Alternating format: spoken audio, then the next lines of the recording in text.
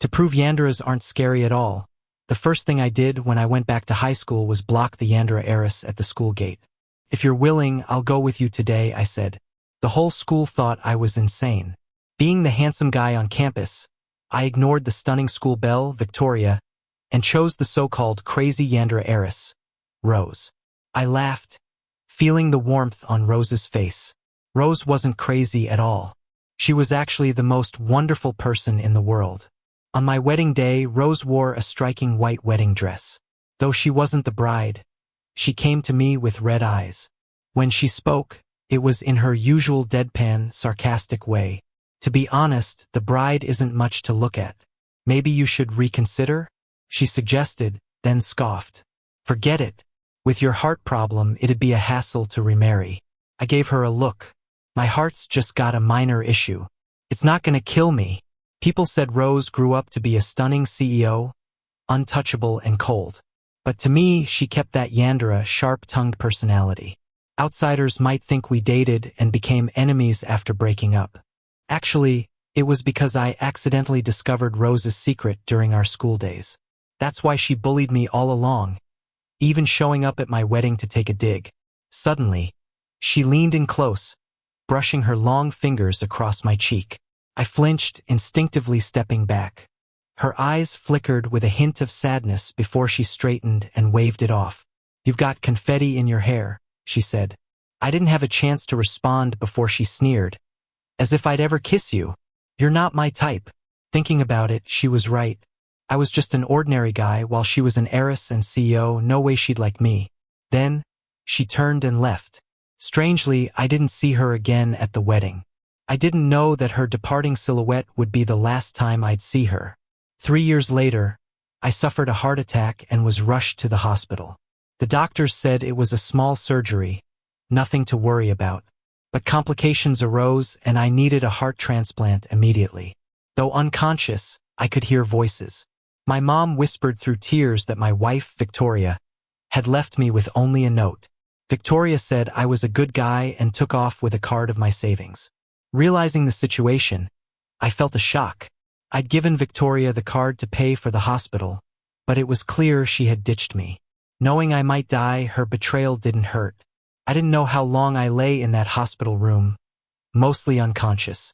Eventually, I found myself on the operating table. When I woke up, the doctor said the surgery was a success. I asked my mom whose heart I received, wanting to pay my respects to them. She was vague, just handing me a bank card. "There's 500 grand in here. Live well from now on." Confused, I demanded, "Mom, where'd you get all this money?"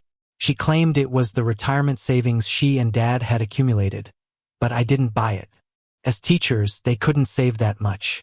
Yet I didn't press further. They weren't the type to engage in shady dealings. After being discharged, my buddy visited and told me that Rose had passed away. A sharp pain struck my heart. How could she be dead? I croaked through the ache. He only shook his head, telling me where her grave was. The news hit me hard. I always thought someone as spirited as her would outlive us all. By pure instinct, I ended up at her apartment. The door had a code lock. If entered incorrectly 3 times, it would lock. I tried her birthday and her lucky number, but no luck. On the 3rd attempt, I punched in the password on that card from Mom 77025. As the door swung open, my heart thudded, warning me to turn back. But my legs moved on their own as I opened the dusty bedroom door. A large frame on the wall above her bed was filled with photos of me. Some were worn student days, others were from recent years when we hardly saw each other. One, in particular, caught my eye from my wedding day in my tux. When I picked it up, I saw writing on the back. Every photo had something written. "David, you're only good at studying. Your judgment is terrible, especially for picking Victoria. David, you called me crazy, just wait. Tomorrow I'll stop liking you. It's been a year, and yet, I'm still into you. But David, why'd you have to find out my secret? I can't admit I like you now. Another 3 years. Every winter I'd stand outside your place. Seeing you with her warmed my heart. David, I left you all my savings. From now on, you can only smile, no crying. Or else I'll haunt you. To be honest, I'm happy. Finally, we're together, hearts in sync till the end. Tears soaked the photo as I read. Her words pierced my heart like knives. I crumbled to the floor, clutching my chest, pleading, "Rose, are you punishing me? Is this because I knew your secret? You're relentless. Your heart's inside me now. I can't even think about dying." Never had I felt such despair, suffocated by the weight of guilt, sorrow consuming me. My tears blurred my sight. When my eyes cleared, I found myself back in my high school days. The sunlight cast long shadows, while Rose leaned against the school gate, sucking on a lollipop. I glanced at the date, and today just happens to be the day I discovered her secret. "Rose." I ran to her quickly and wrapped her in an embrace. Rose's body stiffened. Not knowing how to react, she nervously clutched her hands, not daring to move an inch. After a while, Rose looked up and asked me, "Did you hug the wrong person?" "No." I sniffled, my nose a bit red.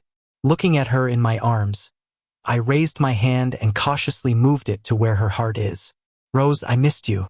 I felt Rose's heartbeat skip, then start beating faster under my palm. I looked down at her, and before I knew it, my eyes were welling up with tears. The cheeks of the Rose in my arms turned rosy, which quickly spread to her ears. "David, do you even know what you're saying?" "Yes," I repeated seriously, "I missed you." Rose was stunned, reaching to wipe the tears from the corners of my eyes, then looked fixedly at me. "Why are you saying this? Didn't you hate me? Hate how I act like a crazy person and always bother you?" Her voice choked up, and she lowered her head in sadness. Back in school days, Rose and I were worlds apart. She was the rich heiress and also a bit of a delinquent, while I was just the nerd who people thought only cared about grades. I never hated her, but like a bird and a fish, we walked different paths. When she bothered me, I didn't know how to handle it and instinctively avoided her. I was just about to explain when someone came from behind and gave her a hard shove, and started shouting at her, "Rose, do you have no shame? Do you have to steal the person I like?" Passers-by stopped in their tracks, their eyes casting an amused look our way. The speaker was Victoria. If others were afraid of Rose, Victoria wasn't. She banked on the fact I liked her, knowing Rose didn't dare touch her. Victoria grabbed my hand. "David, let's go eat later, okay?" I shook off Victoria's hand and helped Rose, who almost fell. I glared at Victoria with disgust. "Are you crazy?" Victoria opened her mouth, looking at my hand, supporting Rose with disbelief. "David, is this psycho threatening you?" "Don't worry," she continued. "Does she think being a school bully means she can control the place? I'll tell a teacher. She has it coming." Rage built up inside me. Would someone threatening me watch over me in silence? Would they give their heart to save me when I was on the brink of death? And Victoria, she took the money meant for my treatment and ditched me. Thinking of this, I pointed at Victoria, furious, my finger trembling. "If you're blind, go see a doctor. Don't hang out in front of us." Who said Rose was threatening me? Victoria paused, turned to Rose with a face ashen with rage. "David, are you really going to stand up for this lunatic today?" I snapped back. "Did you not brush your teeth? Your mouth stinks. Calling someone a lunatic left and right. Were you raised in a barn?" Victoria flew into a rage. "What has she done to brainwash you? Don't tell me you like her?" "Yes, I do." I took Rose's hand. "But she didn't brainwash me. I like her of my own free will." As soon as the words left my mouth, onlookers started chattering in surprise. "David's gone mad? Giving up on the top student Victoria for a lunatic?" But one chimed in, "Grades aren't everything. Even if Rose is a bit crazy, she's better looking than Victoria."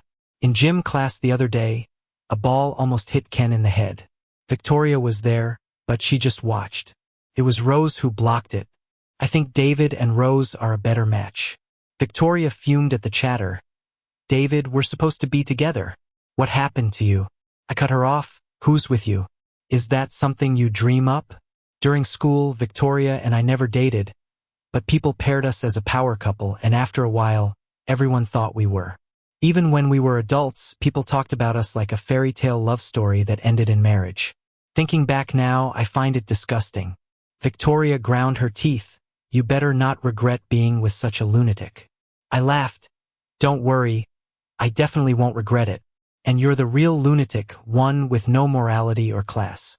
Furious and embarrassed at being caught out, Victoria lunged to grab my arm. Seeing Victoria going for me, Rose's face turned dark. She dashed forward, grabbed Victoria's wrist, and twisted it back hard. The sound of bones shifting was clear. Victoria let go of my arm, screaming in pain. It hurts. Let go. Rose's face was grim. Her eyes had a menacing edge as she twisted Victoria's wrist further. If you grab him again, I'll break your hand. Believe that? You know, I'm a lunatic who'd do whatever it takes. Frightened, Victoria nodded feverishly. I won't. I swear. Rose let go, and with eyes brimming with tears, Victoria ran, stumbling away. Rose turned to look at me with a strange expression, hiding something I couldn't understand.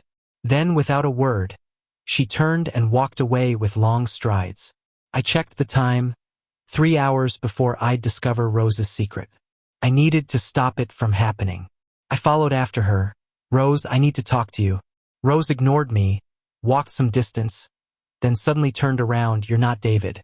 Who are you? I stopped in my tracks. After a moment's surprise, I asked, why do you say I'm not David? Rose's eyes darkened. Her stare filled with a mysterious understanding. I know David's personality, remember all his habits. So I know at a glance you're not him. Stunned, I realized Rose knew me better than I thought. I'm David, and I stepped closer to him. I had a dream. In the dream, the matchmaker told me you're my future wife. He said I should be more cheerful and lively instead of just focusing on studying all the time. Otherwise, our relationship would be exhausting. I think the matchmaker was spot on, so I started to change. Rose smirked. Do I look like a fool? I stepped forward again, closing the distance between us in an instant. There's no fool as beautiful as you. I wanted to tease her and also see if I had asked her back in school if she liked me. Would she have told me or continued to hide it? You know me so well. Do you like me or something? Rose glanced at me, paused for a few seconds, then said, I like you. After saying that, she took a lollipop out of her school uniform pocket, popped it into her mouth, and walked ahead without looking back. I jogged to catch up behind her. Then why didn't you confess to me? I told you many times. I questioned. When did you ever say it? Rose suddenly stopped, and I bumped into her back unexpectedly. She stood with her back to me, her silhouette trembling slightly. In every time we joked around, I was afraid to be too serious and scare you, or be not serious enough that you wouldn't understand because you're so dense. And I was afraid. You got it, avoided me. No more avoiding. I hugged her from behind. Rose turned and pushed me away. You're not David. Stay away from me. I hurriedly said, I am David. Really? She snorted slightly, crossing her arms. You said you had a dream? And the matchmaker said I'm your future wife? I nodded seriously. Rose hummed softly. Since I'm your future wife, come give me a kiss. What? Not willing? Then you're lying. I walked to her, and as she smiled brightly, I kissed her on the cheek. Rose's eyes flickered briefly, then her tone turned a shade darker. Just a kiss on the cheek? I was stunned, and then she suddenly grabbed the back of my head, kissing me warmly. It was light and tentative at first, but deepened gradually when I closed my eyes. Nearby, the gardenias swayed gently in the breeze, and in the dappled light, she held my face tenderly. David, 27 and still so naive? Her voice was soft, almost like a whisper. I was so dazed by the kiss I didn't quite catch what she said. I asked, do you believe now that I'm David? She laughed lightly, pinched my cheek, and turned to leave. She tossed back casually. Not sure. Still under investigation. Did I just get played? I glanced at the time and hurried to catch up, grabbing Rose's arm. How about I take you out for fun? Nope. Dinner's on me. Nope. How about gaming all night, my treat? Rose turned her face, eyeing me with a meaningful look. Today you've been following me around. Now blocking me? What's your deal? Did I? I stammered suddenly. I have things to do, so stop following me. Rose glared at me fiercely. Follow me again and I'll kiss you senseless. Believe it? I froze in place. She walked a few steps, then suddenly turned back with a curiously serious expression. After pondering a moment, she evened her tone. David, stop following me. And don't pass by that restaurant. I smiled at her and replied, okay. She turned away, heading in the direction of that restaurant. I immediately spun around, sprinting like mad in another direction towards the restaurant. I wasn't scared she'd feel embarrassed and distant because I discovered her secret. I was afraid she'd get hurt. If I can't stop it, this time I want to face it with her. The day I found out her secret, I was buying study materials at a bookstore, walking past Jinxing restaurant. There, I saw Rose's face being slammed against the wall by her father, with blood already catapulted. You little brat. How dare you give me that look? I'll kill you. Believe it? Who knows if you're even my kid? Your mom was just a hostess at a karaoke bar. If not for the old lady insisting on keeping you, you think you could live in this house? The middle-aged man, his face twisted with rage, seeing Rose silent, picked up a brick from the ground and violently smashed it against her head. Blood trickled from her forehead onto her blue and white school uniform. If you ever dare mention that woman's name to me again, I'll kill you. The man grabbed Rose's hair with rage, the sound of his slaps echoing. Rose was covered in injuries, blood flowing from her forehead, mouth bruised, and yet she made no sound, as if she had gotten used to the man's abuse. No one dared to intervene, just murmurs from the driver and the butler standing by. The poor kid, her mom a karaoke hostess, her dad refuses to acknowledge her, sees her as a disgrace. She tiptoes around the house, often beaten senseless. What a fate! I was shocked. I always thought Rose was a carefree rich heiress. Never expected such a suffocating family background. And a mother like that. Scared by the abuse, I hurriedly called the police. But the driver came over and stopped me. Calling the cops is useless. It's a family dispute, and not a force you want to cross. I'd advise you not to meddle. Kiddo, you know the saying about minding your own business, right? I looked at Rose with a complex mix of feelings. Unexpectedly caught her gaze. Her face turned pale as a sheet. Shock, panic, helplessness. Emotions flashed quickly in her eyes. She trembled, lashes fluttering, hurriedly breaking eye contact. Back then, I didn't understand Rose's thoughts. She didn't want the person she liked to see her so helpless and vulnerable. Anyone could see anyone but me. At that time, I just wanted to help a classmate. So, mustering all my courage, I stepped up and threatened the man. I've already called the cops. Let go of her or you'll be jailed. The man, hearing cops, glared at me fiercely. Do you know who I am? Believe I'll have you done for? I sneered. Even if you're a king, lay a hand and you'll be locked up for 24 hours. In a fit of rage, the man swung at me, but just then, the butler rushed over to stop him. Sir, the company's nearing IPO, don't make trouble. The man resentfully lowered his fist. Before leaving, he spat disgustingly at my feet. Kid, you better watch out. After the man left, I planned to take Rose to the hospital, but she coldly pushed my hand away. She wiped the blood off her face and slowly turned her head, her voice icy. Get lost. I didn't get mad. She's always had a temper. As I was about to leave, a woman with a flashy style walked arm in arm with a middle-aged man with a beer belly, coming straight at us. If catching Rose getting abused made her angry, the following scene shattered her world. The woman marched straight to Rose. This is your stepdad. He lost big gambling. You're rich. Give me money. Rose's eyes went red. I don't have any. You have no money? The woman patted Rose's face. You're rich and have no money? Did I give birth to you for nothing? If I hadn't pulled tricks while working in bars back then, could you be a princess now? Hearing her talk about working in bars, Rose glanced at me in a panic. Seeing I was still there, she gritted her teeth and whispered angrily at the woman.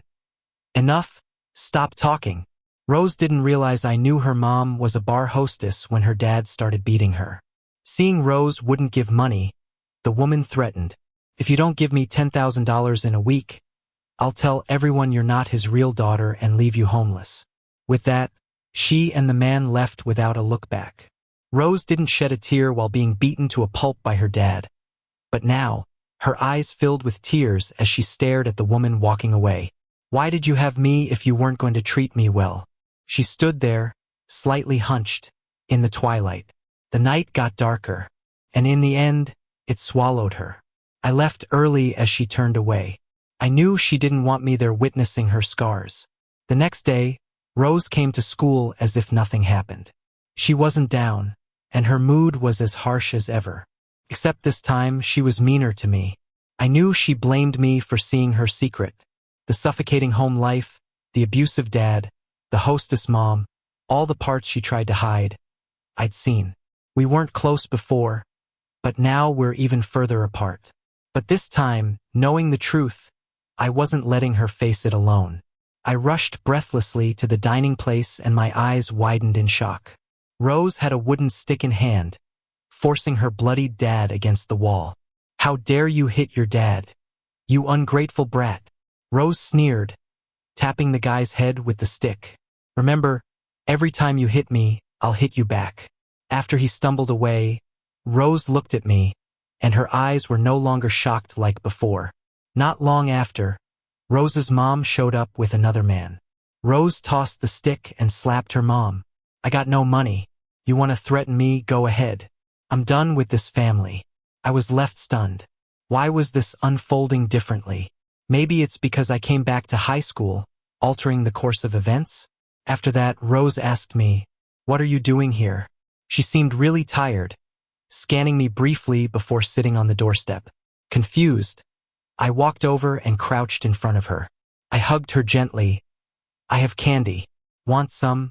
The sweet." Rose's body froze for a moment. Silent for a bit, she buried her head in my neck, her voice muffled. "Yeah, life's too bitter." I took out a candy and fed her. "The tough days are over. Life will be sweet from now on." Rose sucked on the candy and burst into tears. This awkward age, nothing seems right. I didn't ask what happened, didn't ask anything, just held her quietly. In this world, everyone's dealing with their own stuff. No one can truly feel what you feel. She's been through too much. I can't reopen her wounds. If one day she wants to tell me about her troubled family, I'll hold her close, just like now, and give her another candy. Tell her those hard days are over. Soon, darkness consumed the sky like it did that day. Rose leaned into my neck without a word, for a long time until she finally got up. Before leaving, I glanced back down that oppressive street. The streetlights suddenly flickered on, and under one stood her thin figure, glancing back, a small glimmer in her once dead eyes. She smiled slightly. "See you tomorrow, David." For a second, I was dazed. Rose seemed different now, stronger. "David, get up. School's starting, you're gonna be late." I rolled over mumbling, "Don't. David, stop sleeping. Get up. I don't want to wake up. Leave me alone." My blanket was yanked off. "Get up. Stop it," I yelled. I said I don't want to wake up. Can't you understand? My mom stood by the bed, stunned. "David, did you take something? Why are you so cranky?" "I'm just trying to wake you up for school." "Why so dramatic?" I blanked out, chest tight with no good reason. "Yeah, why am I like this?" "Sorry, Mom. I'm getting up." I rushed, scrambling to get ready, and at school, I saw Ken from Class 5 block Rose on the stairs. Ken said, "Let me tutor you. You'll definitely get into college." Rose stood there, her pretty face blank. Ken, seeing she didn't reply, nervously clenched his fists. "Honestly, I like you. I want to help you get on the right track." He hastily explained. "It's not just because you blocked that ball for me yesterday. Remember the first day of school? It was sunny, you were late for the flag ceremony, and you ran up to stand in front of me. I glanced up as you turned and smiled at me, leaving me dazed. It was then I started liking you. Not just suddenly, but for a long time. Everyone knew Ken had a crush on Rose back then. His feelings were open and real. I vaguely remember running into the school restroom during lunch to find Ken with his buddies passing by. Ken gazed affectionately at Rose, who was asleep on the desk. Her brother teased him. What do you even like about Rose? Besides being pretty, she seems to have no other good qualities. Her temper is awful. Why do you like her? Ken just smiled dismissively.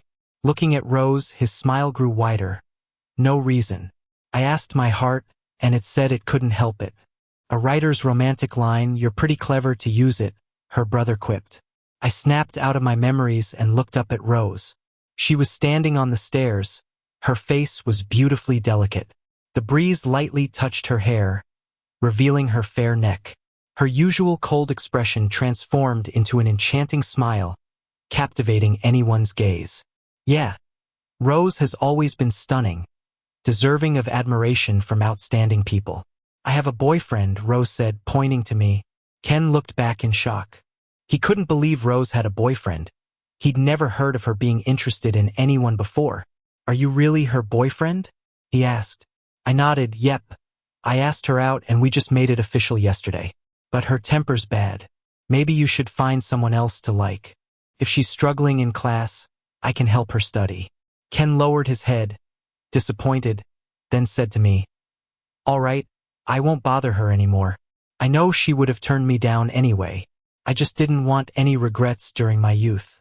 After he left, Rose mildly said to me, thanks. I frowned. What do you mean? Am I just some pawn for you? Rose moved closer. What? You don't actually like me, do you? We stood in silence for a few seconds. I looked at her seriously and said, there's no question about it. She hesitated. You're not worried about my bad temper? While speaking, she suddenly leaned in close, her smile mischievous. Why don't you kiss me? Then I'll listen to whatever you say. You ask me to go east, I won't. Before she could finish saying west, I kissed her, stopping her words. She stood there stunned, her face quickly turning red. I shook my head, taking her hand and pulling her back to the classroom. Let's go. Time to study. I marveled at her, finding her both challenging and endearing. Back in class, I swapped seats with a classmate to sit next to Rose. I opened my textbook, ready to tutor her. Thinking back, she had left her home and chosen to work instead of going to college initially, eventually getting into business. I closed the textbook, comforting her. There are opportunities in every field. Be yourself. Rose ignored me and pulled out a worksheet to study herself. I rubbed my eyes, then poked the guy in front. John. Check it out, she's actually studying. John slapped himself playfully. That's what happens when you stay up gaming. I'm seeing things. John took off his school jacket, draping it over Rose's head. Rose, maybe hit the hay instead. Rose yanked the jacket off, glaring at us with mild anger. Don't get mad, I said, standing up and drawing the curtains. There, now it's perfect for a nap. John gave a thumbs up. Only a top student like you would think of everything. Rose tapped her fingers on the table. Can you two be quiet? Don't disturb my study. John and I chimed in with surprise. You're studying? Stop with the sarcasm. Rose snapped. No sarcasm at all. I was genuinely shocked. I had thought Rose was half joking about studying, but she was seriously dedicated. Not just for 5 minutes either. In the days that followed, she worked tirelessly each day. She moved out, renting a small place. She worked hard, studying and doing part-time jobs to save for college. Rose was proud and wouldn't accept my money. Wanting to help, I'd secretly clean her room and cook, hoping she could relax a little after a long day. After setting everything up, I heard Rose and John talking, so I instinctively slipped out the back. John saw the food and excitedly said to Rose, Rose, you've got some fairy godmother around. They sat and picked up their chopsticks, while I eagerly peeked through the window to see. I wondered if the food was to Rose's taste. Both of them bent over and spat the food out. John wiped his face, annoyed. The neighbor left peppercorns outside, making it so spicy next door. Who made this? It's evil. Rose, have you upset anyone lately? Rose thought for a moment. No. We shouldn't waste it, Rose sighed. Money's hard to come by. She took a bite, gagging immediately after. She rinsed her mouth. Let's just eat out. Rose, change the lock on your door. It's too easy to open. Who knows who's cooking for you might be toxic. Okay. As they left, I tasted the food myself. It couldn't be that bad. Maybe they were exaggerating. Nope. It's pretty awful. I gave up cooking, coming up with a different idea. I grabbed a big bag and headed out. My mom called after me. Where are you headed? I've got things to do. After I left, Dad questioned Mom. Hey, has someone been stealing from us? Stuff keeps vanishing like meals and fridge goodies. Mom just rolled her eyes. Your son leaves with a big bag every day. You just noticed? At Rose's place, I stocked her fridge with ready-to-heat meals, then added toiletries, laundry powder, and essentials so she wouldn't have to buy them. Time flew by as we all kept busy. Amid the incessant summer cicadas, we found ourselves in our senior year, rapidly approaching college entrance exams. I asked Rose, what college do you want to get into? She leaned her cheek on her hand, looking out the window lazily. Med school. I was surprised. Why medicine? What about you? She countered, shifting the topic with a playful glint in her eyes. Law school, I replied. Rose's eyes widened slightly. Why change majors? Back in high school, I never mentioned what major I wanted to pursue, so there was no talk of changing it. The current Rose always seems to have a knowing look, which makes me feel like she's come back to life again. How great it would be if she really reincarnated. She could face her family's hardships with more ease and avoid some of life's heartaches. I hope in this life, she can live a bit easier. Seeing me in a daze, Rose snapped her fingers in front of me. What are you daydreaming about? Why do you want to change your major? I just smiled without answering because I wanted to become a lawyer. If anyone bullies Rose again, I'll sue the heck out of them. I think being a lawyer is cool. I pulled out a strawberry-flavored candy from my pocket and held it up to Rose's mouth, saying, Here, open up. Rose moved her lips. I smiled and pinched her pale cheeks. Good girl. We worked hard together, aiming for the college entrance exams. The countdown on the blackboard showed fewer days each day. Soon, high school graduation came. Our youth lingered in that hot summer. The sweat we shed wasn't in vain. Rose and I got into our dream universities. In college, Rose and I were apart, spending hours on the phone every day.